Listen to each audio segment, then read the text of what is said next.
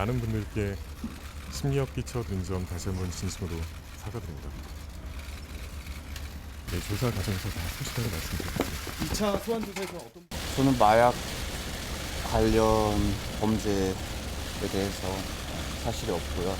그걸 밝히려고 사실 이 자리에 온 거니까 정말 하는 것보다는 빨리 조사를 받고 나오겠습니다. 경찰의 무리한 수사라고 생각하십니까? 지켜봐야겠죠. 당연히 음성이 나와야겠죠. 왜냐하면 저는 다시 한번 말씀드리면 마약을 투약한 적도 그리고 누군가에게 주고 받은 적 또한 없기 때문에 아무 관계가 아닙니다.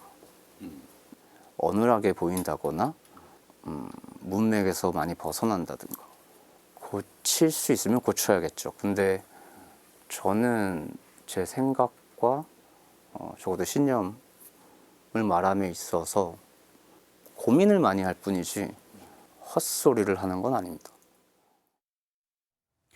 네, 마약 투약 혐의로 수사를 받아온 가수 지드래곤 권지용 씨가 무혐의 처분을 받으면서 경찰의 빈손 수사 논란이 일고 있습니다. 이 소식 자세히 짚어보겠습니다. 이웅혁 건국대 경찰학과 교수 나와 계십니다. 어서 오세요. 네, 안녕하십니까. 네, 모발은 물론 손톱, 발톱까지 다 검사를 해봤는데 결국에는 음성이 나왔다는 거죠? 네, 그렇습니다. 결국은 이제 그 과학적 검증 결과에 의하면 예. 이 마약을 투약했다라고 볼 수 없다라고 하는 것이 현재까지 잠정 결론이죠. 네. 다만 이제 그럼에도 불구하고 혹시 만에 하나긴 하지만 네. 그 최근에 그 신종 마약이 그 여러 나라에서도 새로 등장을 하고 네. 뭐 일주일에 10건 이상씩 신종 마약이 등장한다. 그렇다고 본다면 혹시 그 국가수에서 시료를 이를테면 반응을 할 수 있는 그런 것이 아직 없기 때문에 이 특정적인 양성 반응이 안 나올 가능성도 배제는 할 수 없는 것이죠. 근데 그럼에도 불구하고 어쨌든 지금 이 시점에서는 네. 이 과학적 검증 결과에 의하면 지드래곤 또 이성균 씨 모두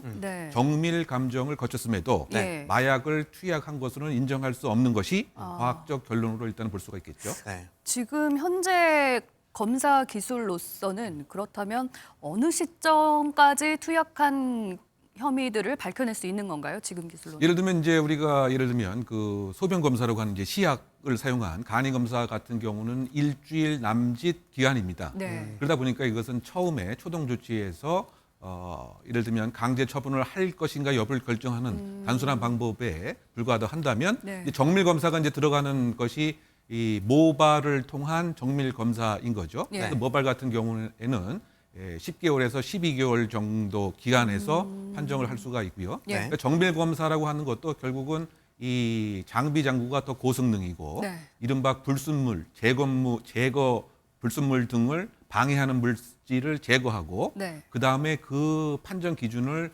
이 법무부 등의 시행 규칙에 정해져 있습니다. 어느 정도까지면 이것은 양성이다, 음성이다. 즉 모발 같은 경우는 1년 남짓이라고 한다면 예. 다른 채모 뭐 예를 들면 뭐 다리털 같은 경우 2년에서 그 3년까지 그 마약을 했는가 여부를 판정할 수 있는 것이 네. 그 현 시점에서의 과학적 실효의 결과의 기준입니다. 네. 사실 이 최초에 이게 나오게 된 게 유흥업소의 그 여실장이 진술을 해서 이렇게 이야기가 나오게 됐었는데 경찰이 그것만 듣고 너무 무리하게 수사한 게 아니냐. 사실 처음엔 좀 내사 단계다 이렇게 얘기하기도 했지만 그런 비판도 있었잖아요. 제가 생각할 때는 이제 이번 사건의 핵심은 지금 잠깐 언급하신 그 부분이 아닌가 이렇게 생각이 됩니다.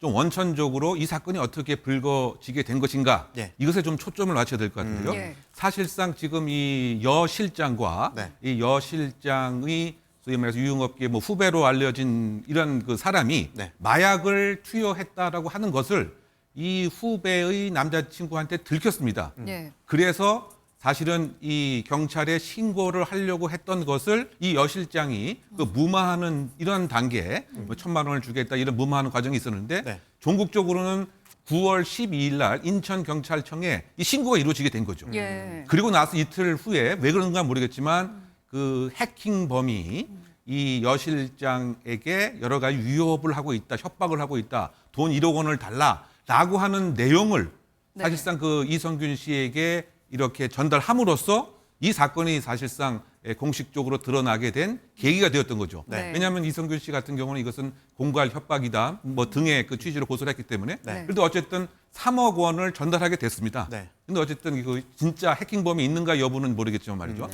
이 얘기는 결국 지금 뭐냐. 그리고 주고받은 해킹범과 지금 여 실장과 주고받은 내용을 가만히 보게 되면 네. 정말 해킹범이 있었던 것인지 아니면 혹시 자작극은 아니었던 것인지 라고 하는 의심이 많이 갈 수밖에 없는 대목이거든요. 네. 그래서 어쨌든 지금 이것에 근거해서 이성균 씨라고 하는 이름이 등장하게 되었고요. 예. 또 마찬가지로 그 지드래곤 씨 같은 경우에도 이 여 실장이 일정한 얘기를 소위 관련이 있다라고 하는 취지의 네. 얘기를 처음에는 했습니다. 네. 그래서 지금 요약하게 되면 이성균 씨든 또는 지금 그 지드래곤 씨든 어쨌든 여 실장의 얘기에 근거해서 내사가 시작됐고 더군다나 내사는 뭐 이렇게 공식적인 것이 아닐 수 있지만 네. 또 피의자 단계로 이제 전환되게 되었다. 네. 뭐 그런 점에서 과연 경찰이 이 그 정과 육범, 약물 사범 정과 육범의 이야기를 네. 신빙성 판단을 정확하게 하지 못했기 때문에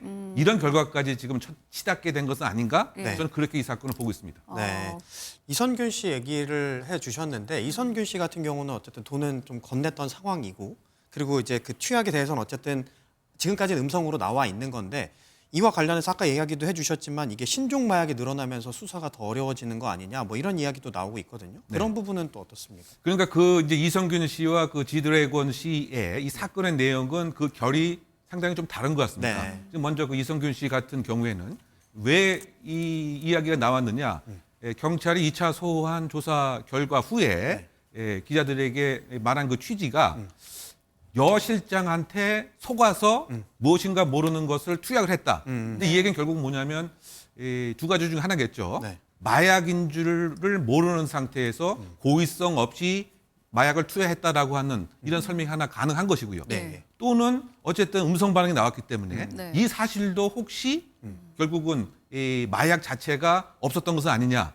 그러니까 이렇게 얘기하고 나서 2차 소환 조사 이후에 그 이성균 씨의 그 변호인의 태도가 그 바뀌었죠. 예. 그죠? 처음에는 무엇인가 그 고의가 아닌 상태에서 마약을 투약했다라고 하는 것을 인정하는 듯 했지만 예. 네. 그 다음에는 마약 자체가 아닐 수 있다라고 하는 입장을 또 바뀌었습니다. 네. 뭐 그런 측면에서 이 이성균 씨는 처음에 정면적으로 부정을 하지 않았던 이제 그런 면이 그 있는 것인데 그럼에도 불구하고 과연 무엇 때문에 그렇다고 본다면 3억에서 3억 5천만 원에 해당되는 이러한 그 갈취 금액을 보냈느냐. 네네.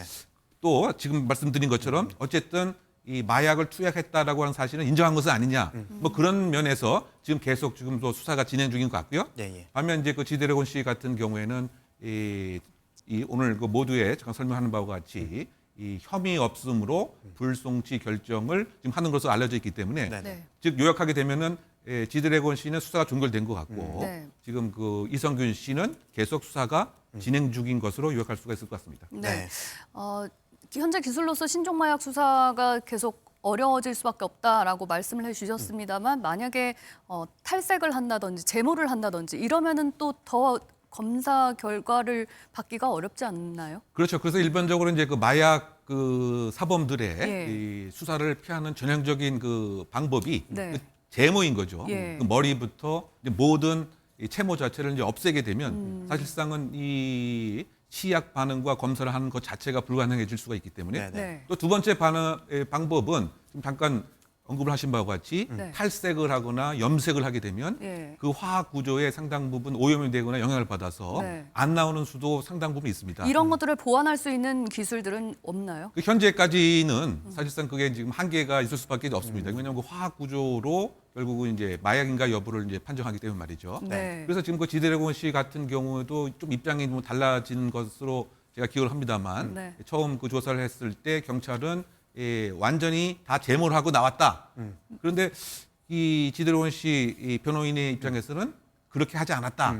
또 충분한 이런 채모가 뭐 제공될 수도 있었다. 뭐 이런 입장이 좀 갈라졌던 걸로 기억하는데요. 네. 그럼 아직 그게 명확하게 밝혀진 건 아닌가요? 뭐 탈색을 했다든지 제모를 했을 가능성에 대해서는? 그런데 본인 그 자체의 그 이야기는 완전한 제모는 사실이 아니다라고 하는 입장을 네. 이렇게 밝힌 그것 것 때문에 같고요. 제모를 하지 않았다. 네, 그것 때문에 안 왔다는 입장이고 네. 경찰의 입장에서는 그 다른 채무를 요구하니까 완전 제모였다. 그래서 그거는 이제 당사자들만 알 수 있을 것 같아요. 지금 그 이후에 후속 보도는 없었기 때문에 말이죠. 예. 근데 어쨌든 그 중요한 것은 결국은 지금 2달 소요된 이 상황에서 네. 과연 실체적 진실이 그 이제 무엇이냐 그 부분에서는 지금 이 시점에서는 어쨌든 그 지드래곤 씨 같은 경우는 네. 혐의가 없다. 결국 이제 증거가 없다라고 하는 네. 이런 입장인 것 같고요. 네. 그다음에 이제 그 아까 말씀드렸지만 이성균 씨는 지금 두 가지 이중적 지위인 거죠. 이 마약 투약 피의자, 그 다음에 아까 말씀드린 3억 5천만 원의 갈취에 있어서는 피해자. 해자, 예. 그러다 보니까 아마 지금 이성균 씨는 아마 제 3차 조사가 이루어질 가능성이 크지 않나 이렇게 생각해 봅니다. 네. 네. 그런데 또 이 경찰 입장에서는 제보가 있는데 수사를 안 할 수 없다. 이것도 맞지 않나요? 자, 이제 그 부분을 우리가 좀 생각을 해봐야 되겠죠. 예, 그것은 일단은 마약 수사 같은 경우는 제보에서부터 시작을 합니다만 예. 그럼에도 불구하고 구체적인 증거가 있어야 되고요. 예. 제보자의 신빙성 판단도 경찰 수사의 능력입니다. 예, 알겠습니다. 네, 오늘 말씀은 여기까지 듣고요. 지금까지 이웅혁 건국대 경찰학과 교수와 이야기 나눠봤습니다. MBN 뉴스와이드도 여기서 인사드리도록 하겠습니다. 시청해주신 여러분 고맙습니다.